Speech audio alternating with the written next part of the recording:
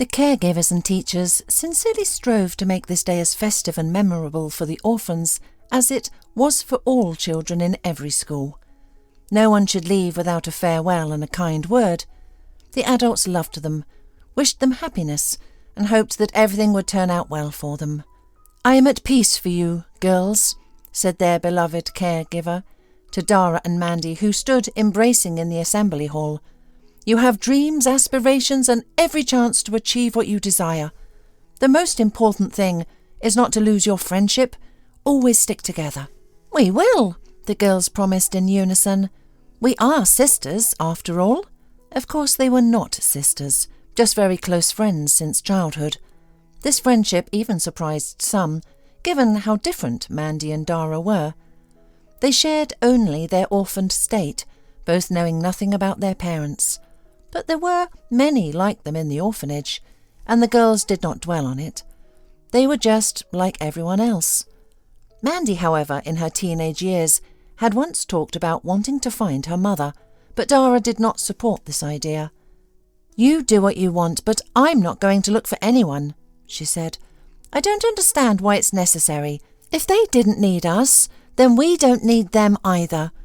Why force ourselves on them?" Besides, there are stories where children find their parents and later regret it.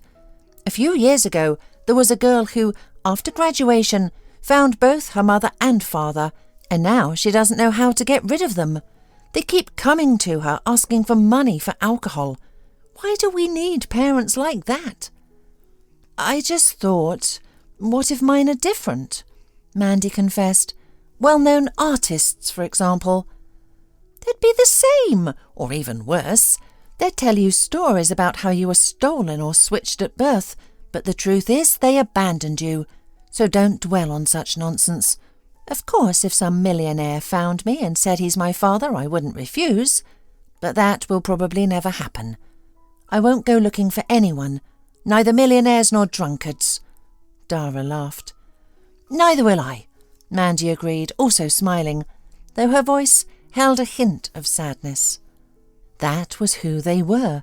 Dara, a vibrant brunette, was lively, active, and independent, and Mandy, pale, fair-haired, and a bit plump, was calm and thoughtful, always ready to agree with her friend. This did not bother her, and Dara did not take advantage of it. They simply loved each other and seriously considered themselves more than just friends, almost like sisters. But their dreams were different. Dara, since childhood, had been captivated by a film featuring a stewardess. She was struck by the beauty of the woman and the romance of the profession. She immediately declared that she too would become a stewardess when she grew up. Some laughed at her, others said it was too dangerous, but Dara was undeterred. She knew she would become a stewardess and was sure her friend would join her in this pursuit. But here she faced disappointment. For the first time, Mandy disagreed with her. "Oh, Dara, stewardesses? That's more your thing. You're brave and beautiful, but I'm a scaredy cat. I'm even afraid of flying," Mandy said.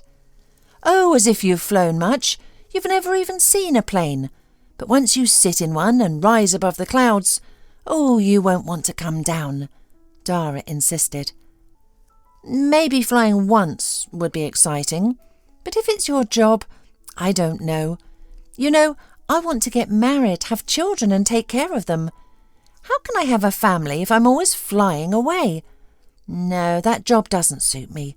I've decided to go to a pedagogical college and become a kindergarten teacher. That's definitely for me. I'll learn to raise children properly, and it will be easier with my own. And this job is suitable for a family person." "I think that job is just boring, spending all day with children, at home and at work. I might get married someday, but that's later. And I'll try to marry a pilot. We'll fly together," Dara said. "Leave the children at home or with strangers when you fly?" Mandy asked. "When I have children, I won't leave them with anyone. I'll take care of them myself and be with them every minute." "Oh, Mandy, you're really dreaming fascinatingly. Family, children, and I only want to travel and see the world, and being a stewardess is perfect for that." "Well, yes, it is, but you can see the world without being away from home for too long, like going on vacation somewhere and then returning to your beloved home, and living there peacefully with wonderful memories." "Oh, you'll just be a homebody, Mandy. I didn't expect that from you, that everyone has their own path. I won't argue with you. Maybe it will even turn out better this way. You'll fly on vacation on my plane, and I'll leave my children with you while I'm on flights." This arrangement suited both of them. Initially, they still hoped they wouldn't have to part ways after leaving the orphanage. Mandy thought Dara might give up her dream and choose a more down-to-earth profession. Dara, on the other hand, never gave up hope of persuading her friend to join her. They lived in a small town with a pedagogical college, but no school for stewardesses. Dara had to leave for the big city to pursue her dream. As they parted, both girls cried and swore never to forget each other. "Oh, Dara, I can't even imagine it. How can you leave, and I'll be left alone? What will I do without you?" Mandy hugged her friend. "I told you, come with me. We'll study together," Dara consoled her. "And it's still not too late. There must be plenty of pedagogical colleges in my city." "No, I've already enrolled here. I'll stay here. Why go anywhere else? But we'll never abandon each other. We'll call, right? You'll miss me too, won't you?" "Of course I will. You'll get married, just like you dreamed. You won't have time for me. Oh, Mandy. Mandy, I didn't realize how hard it would be to say goodbye to you. We really are like family." "Yes, you're my only family. And even when someone else comes along, a husband, children, I'll never forget you. I promise. You're the closest to me, my sister, and I'll teach my future family to love you." For a while after parting, that's how it was. The friends wrote long letters to each other and spent hours on the phone sharing news. But adult life turned out to be much more complicated and hectic than they had imagined. Communication became increasingly rare. They had to study, master new professions, and each had her own circle of acquaintances. Of course, no one could replace each other, but these new friends were nearby, while the girls, due to the distance, couldn't meet whenever they wanted. Even during holidays, there were always matters that prevented them from visiting each other, but they tried to stay in touch. It wasn't difficult, as both were used to sharing everything first with each other. Thus, Dara learned that Mandy's main dream might soon come true. She had met someone she planned to marry. "Congratulations, my dear," Dara exclaimed over the phone. "Your dream has come true. Mine will too. By the way, I'm finishing school soon. I'll be a real flight attendant. So, tell me about your fiancé. What's his name? And show me a picture. I need to know who my best friend is trusting." "Oh, Dara, I don't have a photo. He doesn't like being photographed. Says he doesn't look good in pictures. And I think it's true. He's not very photogenic. Even in his passport photo, he looks much older than he is. But he's handsome. His name is Tyler, and he seems to love me too. I hope you can make it to the wedding, because I won't get married without you. Please, find some time for me. Tell me when you're free, so I can plan accordingly. I miss you so much." After finishing their studies, they finally managed to see each other. Dara came to her hometown, but only for a brief visit to see her friend. She didn't plan to stay, as work awaited her. It turned out that Mandy's wedding was still in the planning stages, although Tyler had already proposed. Dara also didn't get to meet her best friend's fiancé. He was away on business at the time. Although Mandy couldn't explain where he worked, she said her beloved was planning to start his own business. She showed a photo of Tyler, but it was of poor quality. Either he wasn't photogenic or the photo was taken poorly. It was difficult to make out his face. Dara, not wanting to upset her friend, said that Mandy's fiancé was quite handsome. Although she found the mystery surrounding him strange, he didn't like being photographed, and Mandy didn't know where he worked. He was like a spy.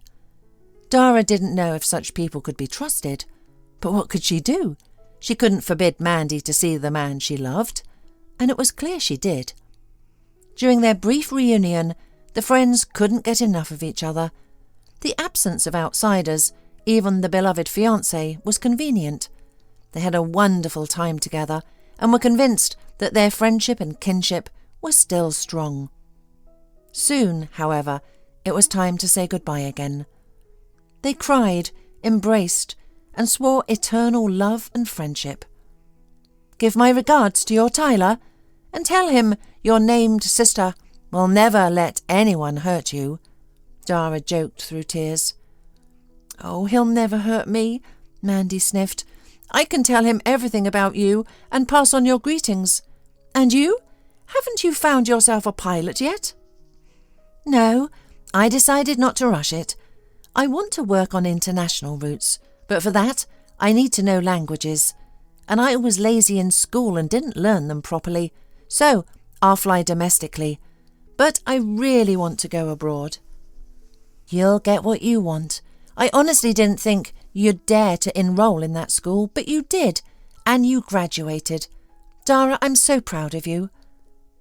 Again, they were sure they were parting only for a short time, that they would see each other often and stay in touch, but life as usual had other plans. Dara, busy with flights, couldn't always find time to chat. She even missed her friend's wedding, unable to get time off work. Mandy wasn't offended, though she was a bit sad, but her beloved was always by her side, comforting her. "Forget about friends, Mandy. Married women don't need friends. We don't need anyone but each other, right?" And he had indeed quickly limited Mandy's social circle. They didn't even have a proper wedding, the kind every girl dreams of. In fact, they didn't have one at all. Mandy wanted to invite at least some friends from the orphanage or college, but Tyler insisted it was unnecessary. "Sorry, dear, but we can't afford a wedding right now. And honestly, I see no point in gathering a crowd and making a big fuss, spending a lot of money. Let's just register our marriage and have a small evening for the two of us. This is our celebration, for our future family." "I agree," Mandy said, as she always did when it came to Tyler's wishes. "Big gatherings just tire me out too. But shouldn't we at least have 2 friends, as a bridesmaid and best man?" Mandy asked tentatively.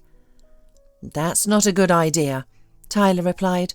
"If you invite one friend, rumours might start about why you only invited 2 persons and didn't have a big celebration. I've heard you can get married without anyone now." Mandy agreed with that too. She wasn't one to argue, especially with those she loved. Dara was also upset about missing the wedding. She called to congratulate Mandy and ask for photos. Mandy's response shocked her. "We didn't have a wedding. We just registered our marriage. No guests, no witnesses. Money is tight right now. Tyler wants to start a new business, so every penny counts." "I understand," Dara said, though she found it strange that Tyler wouldn't want to celebrate with his loved one. "But I have good news too. We're expecting a baby soon. I'm so happy. Oh, Tyler's home, I have to go."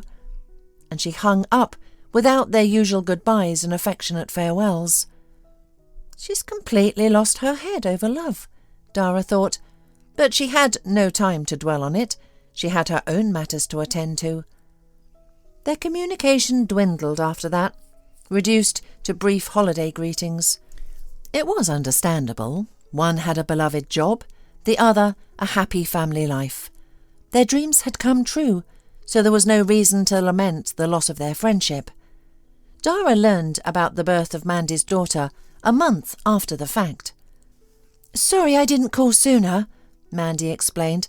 "I've been so busy with the baby. I had no idea it would be so much work." I understand, Dara said. Does your husband help? Oh, yes, Tyler is wonderful. He loves us both so much, Mandy gushed. You named her Molly. That's a beautiful name. I wanted to name her Dara, but Tyler said it's not appropriate to name a child after a living person. So we named her Molly. It's a good name, right? It's a good name, Dara agreed. Send me a photo when you can. The conversation ended there, and Dara couldn't shake the feeling that Mandy was completely under Tyler's control. Months later, Dara finally received a photo of Mandy with her daughter. She noticed with some concern that Tyler wasn't in the picture. She wondered if Mandy was hiding something, perhaps embarrassed that she wasn't actually married. But she pushed the thought aside, reminding herself that Mandy would have confided in her if something was wrong. Dara considered visiting to see for herself what was going on, but she hesitated, not wanting to intrude. Meanwhile, Mandy was indeed married and loved Tyler deeply, but his behaviour was something strange. He refused to be photographed, meet friends, or introduce Mandy to his family or acquaintances. He didn't go out, and didn't let Mandy go out either. That is, not that he forbade, just showed his displeasure when she wanted to go out. For example, even at the very beginning of their life together, she said that they were expected to have a reunion of graduates of the orphanage. Are you going to go? He raised an eyebrow in surprise. What's the point? You'll just hear complaints and boasts. So you don't think I should go? Well, if you like, go, of course. Tyler shrugged his shoulders, but on his face it was obvious that he would not approve if Mandy went to this meeting. All right, to be honest, I don't really want to. You're right, I probably shouldn't go anywhere. Let me bake you a fish pie tonight, she said, in an apologetic tone. That's what I'm talking about, her husband said cheerfully, and that was the end of the incident. And Mandy realised that he did not want her to go out and meet someone. Then it seemed, even in a way, flattering. He wants her to always be with him, afraid that someone will take her away. Whether that was true or not doesn't matter. After that, Mandy never said she wanted to go somewhere or meet someone. The two of them would sometimes go out, go somewhere, and that was enough. She missed Dara, but it was unclear how Tyler would react to this meeting. Having just met him, Mandy often told him about her, but then noticed that Tyler was uncomfortable with these conversations. He must really love me if he's even jealous of a friend, she decided, and stopped mentioning Dara. She also tried to talk on the phone only when Tyler was not at home. However, it wasn't just because of him that she reduced her communication with her friend. Mandy genuinely had no time. She had fully immersed herself in the family life and motherhood. She would have been completely happy if not for her health, which was increasingly failing her. Mandy had been told since childhood that she had a weak heart. She was exempt from physical education in her younger years due to a weak heart, but as she grew older, her heart seemed to strengthen. She ran and jumped just like the other children, perhaps not as fast or high, but she never shied away from active games. As she matured, she forgot about her childhood health issues. However, when she was pregnant, doctors warned her that motherhood could be a significant strain on her health. But how could this deter a woman who had always dreamed of being a mother, not just to one child, but to several? She was convinced that the doctors were being overly cautious. Everything would be fine, she knew. She saw childbirth as a miracle that could even resolve health issues. She was certain that the joy of motherhood would strengthen her. The birth of her daughter Molly was difficult, but all that mattered to Mandy was that her baby was healthy. She didn't dwell on her own condition.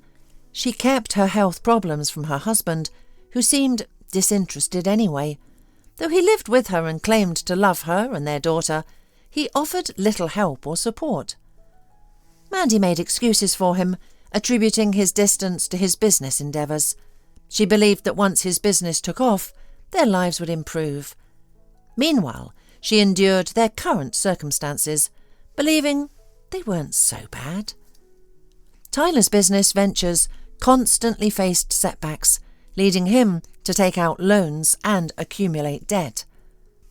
"Maybe you shouldn't get involved in all this," Mandy timidly suggested. "You could find a regular job, and I'll go back to work soon." "Listen, if you don't understand anything, just keep quiet," her husband snapped in irritation. "What kind of job? A mechanic at the factory? Thanks a lot. With those pennies, keep your kindergarten salary. We'd starve." "With those pennies plus your kindergarten salary, we'd starve. And, by the way, your demands aren't exactly modest.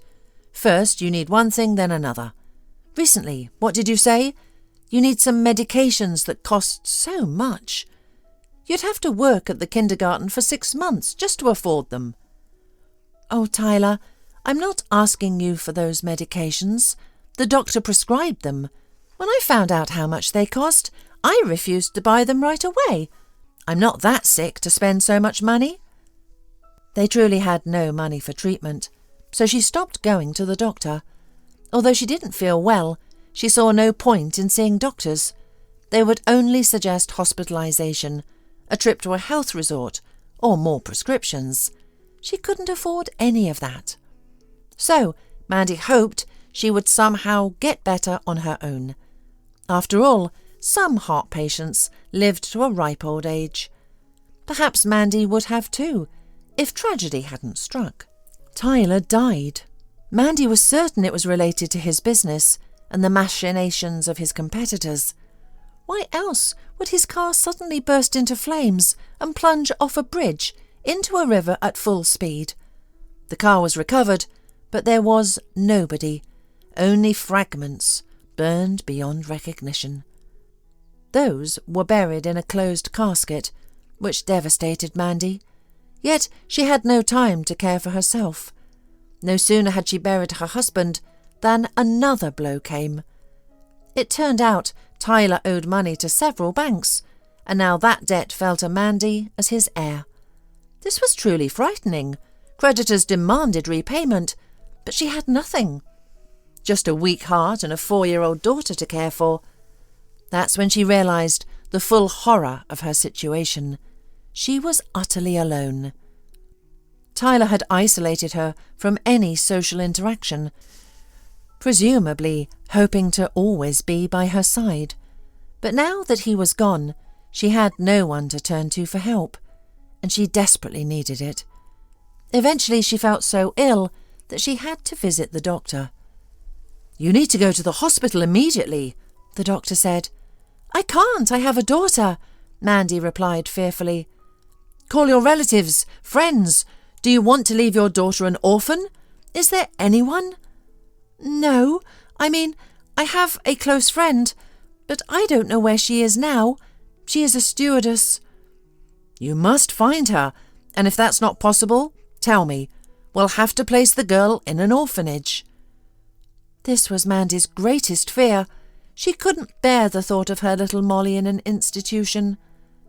"I'll find Dara. She will help us. Only then can I go to the hospital. But I can't leave my daughter now, and I don't want to give her to an orphanage," Mandy said firmly. She still had Dara's phone number, but she wasn't sure if she would answer. And what would she say? They had called each other sisters, but they were strangers, after all, and lately they had drifted apart. "Everything was fine. I didn't need her, and now I'm suddenly asking for help. How will that look?" Mandy thought, feeling uncomfortable about calling. She didn't even know how Dara was doing now. Maybe she was married, had a child, or anything could have happened. But she had no one else to turn to. She dialed the most forgotten number. Fortunately, Dara answered. "Dara!" was all Mandy could whisper before bursting into tears, unable to say another word. What happened?" her friend exclaimed. "I don't know how to tell you, Dara. I'm afraid everything is too bad. I understand how this looks, but I have no one else to turn to." Mandy, struggling to speak through her sobs, briefly told Dara everything that had happened recently.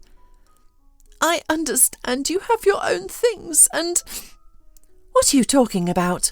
Dara replied, alarmed and concerned. "What things can there be when you're in such a situation? I'll come as soon as I can, do everything I can, but I'm far away right now, so please wait a couple of days. And I need to submit a leave request at work, but don't worry. Don't be so upset. I'm sure everything will be fine." Mandy's ailing heart was not so sure. She felt that her time was running out. All her hope now rested on Dara, her only family. Dara arrived as promised a couple of days later, only to rush her best friend to the hospital. Mandy was in poor condition by then. The doctor could only shake his head. "Dara, what about Molly? What about my little Molly?" Mandy asked weakly. "Everything will be fine. I'm with her, don't worry. We will be coming to see you at the hospital. But for now, stay calm, please. You can't get upset." Mandy closed her eyes, seemingly a bit calmer, at least about her daughter's fate. She no longer had the strength to rejoice at her friend's arrival. Dara visited Mandy the next day. First, she spoke with the doctor about the possible prognosis, but he only frowned. "What can I say? We can only hope for the best, but be prepared for the worst." Entering the hospital room, Dara realised that her friend likely didn't have long. Mandy looked so frail. Dara wanted to encourage her, but Mandy gestured for her to stop and leaned in closer, too weak to speak loudly. "Dara, please forgive me for not writing or calling for so long, but now you're the only one we have, both me and Molly. You're all we have left." Dara began to argue, but Mandy stopped her again. "Wait, don't interrupt. I don't have much strength left. I understand everything. I don't have long to live, and I'm only worried about one thing. Molly. Who will take care of her? Will she have to grow up in an orphanage like we did? Dara, promise me you won't abandon her. At least visit her so she knows she has someone who cares." Dara wanted to reassure Mandy, to tell her she would live a long and happy life, raise her daughter and see her grandchildren. But looking into Mandy's fading eyes, she held back her tears and said something else. "Don't worry, dear. No matter what happens, I won't abandon Molly. She won't go to any orphanage. She'll live with me, just as we dreamed of always being together as children. I will be there for her now. And for you too, Mandy. Get well, dear. I can't live without you. Even when we were apart, I always knew you were out there somewhere, and that thought sustained me." Mandy smiled weakly, her cold fingers gently stroking Dara's hand, as if comforting her or saying goodbye forever. Mandy passed away a few days later. Dara had to arrange the funeral and care for little Molly. Over the few days they spent together, Dara managed to bond with the girl. It wasn't difficult. It turned out that Molly knew all about Aunt Dara from her mother's stories, but now the child was in no mood for joy. Though she was very young, she understood that something terrible had happened to her mother. Dara didn't know how to explain it to her, so she simply comforted her, promising they would always be together. After burying her friend, Dara began the process of becoming Molly's legal guardian. She didn't tell Molly that her mother was gone, but the girl seemed to understand, especially when they moved to another city where Dara lived. She couldn't leave her job. Now she often recalled Mandy's words about how the profession of a flight attendant was unsuitable for a family person. She had to find a nanny.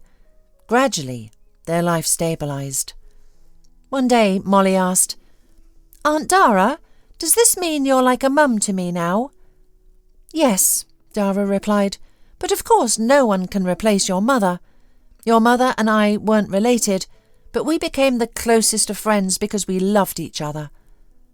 Molly accepted this and soon began calling Dara Mum.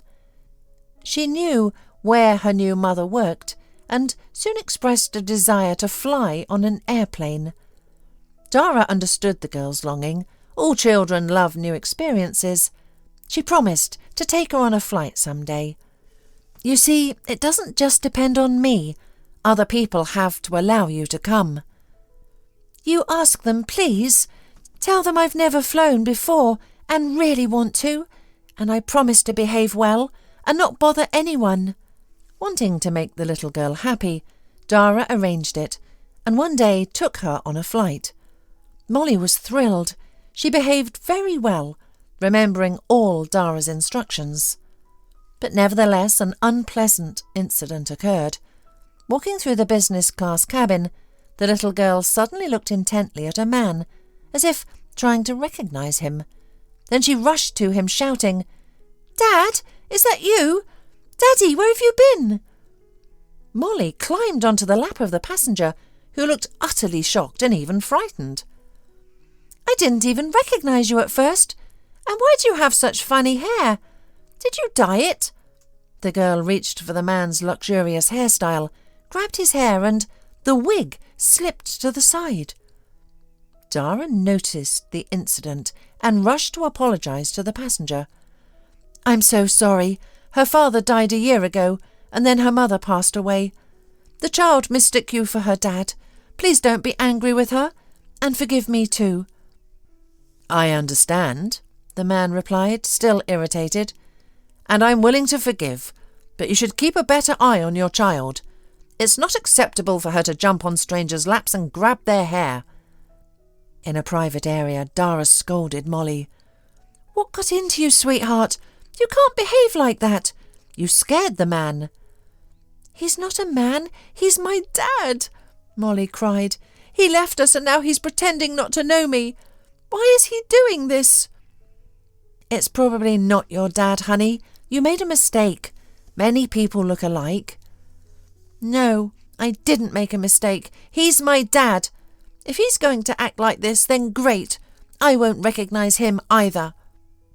Dara calmed Molly down and continued her work, but she couldn't stop thinking about the incident. The passenger Molly had mistaken for her father was actually with a woman, and the couple seemed quite wealthy. However, Molly's father had never been rich and was presumed dead, his body unrecognisable due to severe burns. Now, this man in a wig.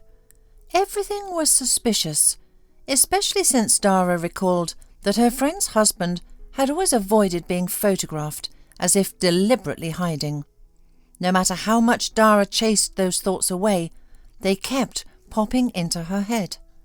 But she could not approach this man, already upset by Molly's antics, and ask him if he was Tyler. When the flight was over and the passengers got off, Dara walked through the business class cabin and noticed that under the seat where the man was sitting there was a wallet. After the flight, Dara found the man's wallet under his seat. Inside were documents identifying him as David Levin, not Tyler Heaton, Mandy's husband's name. Dara called the number in the wallet to return it. The man was grateful and arranged to meet her in a public place near a supermarket. When Dara approached him from behind and called out, "Tyler Heaton," the man jumped and turned around. It was clear that he recognised his name. "Good day," Dara said, approaching him. "So Molly wasn't mistaken. You are her father?" "But why the deception?" "Your supposed death broke Mandy's heart and hastened her own death." "What are you talking about?" the man stammered, trying to hide his fear with annoyance. "You must be crazy. Now I see whom your daughter took after. I don't know any Mandy or Molly, and I don't want to know you. I'm not Tyler. You saw my documents." He snatched the wallet from Dara's hand and hurried away. Dara now knew for certain that this man was Mandy's husband. But those charred remains were in his car. Whose grave had Mandy mourned over, tearing her heart apart? Dara wondered what to do next. Should she go to the police? But with what evidence? All she had were the claims of a 5-year-old girl, yet doing nothing also seemed wrong. Dara felt a growing unease as she sensed someone watching her. She couldn't shake the feeling that she and Molly might be in danger because of her discovery about Tyler. She took a leave from work to stay close to Molly, ensuring the child was never left alone. One evening, as they returned home in gloomy weather, they encountered an elderly man who seemed unwell. Molly pleaded, "Mum, are we really going to leave this grandfather here?" "You're right, dear. We can't just leave him. Our home is nearby. Let's take him there. He can rest and maybe we can call his relatives or someone else." The old man agreed. At home he sipped hot tea and shared his story. "I lost my memory. Some vagrants found me in a ditch with a head injury, and I don't think I've always been a marginal. I just can't remember anything." "All right, you can stay with us for now," Dara allowed, deep down marvelling at the fact that mysterious and most likely criminal stories had surrounded her since some time. But she allowed her guest to wash and tidy up, and noticed that he wasn't that old yet, but quite a sturdy man. I must be going mad, Dara thought, living alone with a child and inviting a strange man into our home at night. But she couldn't turn him away, especially with Molly showing such compassion and already calling him Grandpa, offering him various treats. Dara saw kindness in the man's eyes. "I can't suspect someone in trouble of ill intent. I'll persuade him to see a doctor tomorrow," she decided. Suddenly the doorbell rang. Dara, expecting a neighbour, opened the door without hesitation. To her horror, Tyler stood on the threshold. Only now he looked neither frightened nor confused. This time his face was distorted with such anger, hatred, that his intentions were clear without words. Dara froze with fear for the first minute, but then she stepped towards the man, forcing him out of the apartment, but he pushed her back, angrily hissing, "No, darling, it won't work that way. We'll talk inside, and don't you dare make a sound if you want the girl to live." "She's your daughter," Dara whispered. "Even better. She's used to hardship. Keep quiet, and this will be quick and clean." Tyler's iron grip tightened around Dara's neck. She realised he intended to strangle her. Unable to cry out, she stumbled backward, knocking over a shoe rack. Molly and the old man rushed out at the noise. "What's going on here?" the elderly man demanded. "Getting rid of an unwanted witness," Tyler sneered, loosening his grip slightly. "Want to join in, old man?" "With pleasure," the old man replied, swiftly punching Tyler and applying a series of moves that left him pinned to the floor. "Call the police," the old man instructed Dara, coughing and leaning against the wall. He had also been injured.